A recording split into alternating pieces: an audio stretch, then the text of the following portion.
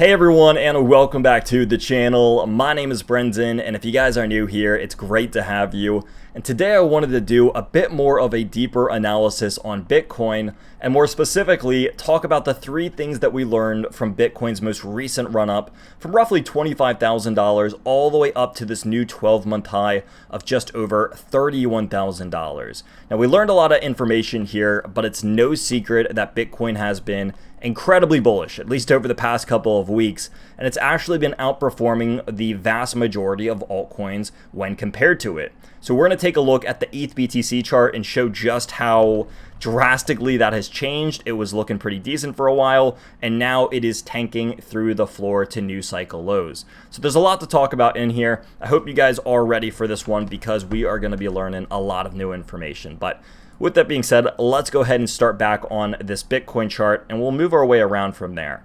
So one of the things that we've talked about for a while on the channel now is Bitcoin breaking through this 200-day moving average, turning it into a newfound support.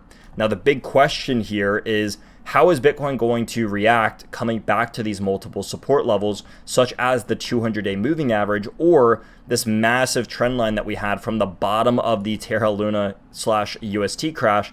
This was a previous macro support that turned into not one, but two different macro levels of resistance, because where we bounced here was immediately used as little market tops in this move to the upside and this one as well, both causing a multi-$1,000 retrace in the price action of Bitcoin.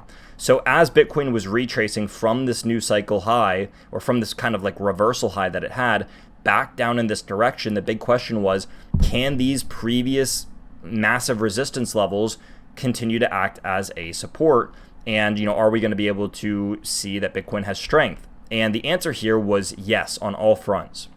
So when Bitcoin retraced back down from 31,000, 25K acted as an immediate support. Price action very briefly fell below this, but all the candle body closings for the most part were above 25,000 here and held this previous resistance level, confirming that it is now a support, which is a really good sign for Bitcoin from the bulls.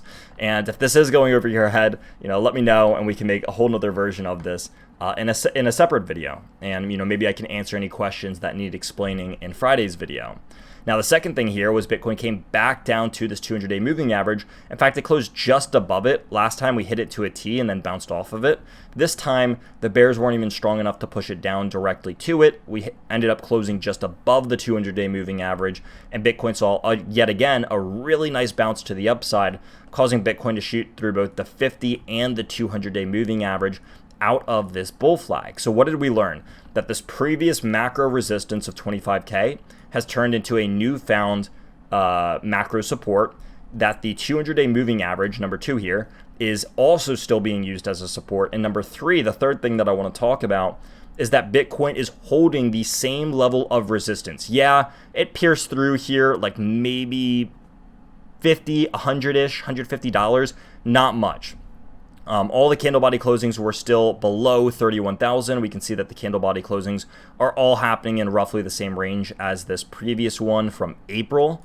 And what this means is that resistance has not moved, but support is climbing. Now, why is that significant? Why does it matter that resistance is not moving, but support is still very much climbing and forming higher swing lows? Because what that means is that, number one, in order to have a bull market, I think one of the most obvious definitions of a bull market is having higher macro swing highs and higher macro swing lows, which Bitcoin is actively doing and showing us. Number two, pressure is building to the upside here, because as we are forming higher macro swing lows, and we are not forming really any kind of significant higher swing high over here, this shows me that pressure is building towards the upside, similar to how an ascending triangle would work, and it makes me increasingly more bullish on Bitcoin. Now, a lot of altcoins, this is not happening on. A lot of altcoins actually just probably hit new cycle lows, depending on which one they were. Others, retraced a lot, maybe 50, 60% from their little cycle high that it had. So, if you know me, I love altcoins. I'm not trying to trash talk them. I'm just saying right now, at the current state of everything, Bitcoin dominance is really high. It's the highest point that it's been in the last several years now. In fact, the last time that we saw Bitcoin dominance this high, it was all the way back in maybe April of 2021, over 2 years ago. And that's why when we look at something like ETH BTC, again, Bitcoin is crushing this, and this is the lowest point that ETH BTC has been since July of 2022, which is about a 1-year low for Ethereum. So, Ethereum's rejecting, or let me clarify that. Ethereum compared to Bitcoin is rejecting the 200-day moving average, whereas Bitcoin compared to the US dollar is using it as a support. So if we were to reverse this and say, what about BTC ETH? We might not even be able to get it'd pretty much just be the inverse of this chart. But I hope you all are starting to get the picture that I'm trying to paint here, and that Bitcoin is a very high performing cryptocurrency right now. And typically before a market cycle happens, in order to have an altcoin market, typically money from those altcoin cycles come out of Bitcoin, and in order to have that, you need to have a relatively high Bitcoin dominance so that it can fall into the next market cycle, pushing a little bit of an era of an alt season. So is this all bad? Absolutely not. Again, Bitcoin's looking really strong here. It's at a really crucial level of resistance. I think that even if it pulls back, and I've said this before when we topped out over here, even if we pulled back from here, it would be a healthy thing for Bitcoin. And the similar thing goes over here. Even if Bitcoin pulls back here a little bit, it's not an awful thing, and it could just mean that it's gaining strength before its next move to the upside. So that's going to round us up for today's video. Again, just a bunch of crucial information that we have been talking about over in Crypt Nation. So if you're in Crypt Nation, you got access to all this stuff early. I believe we put this all out. We talked about it last week. We talked about it in the newsletter earlier this week on Monday.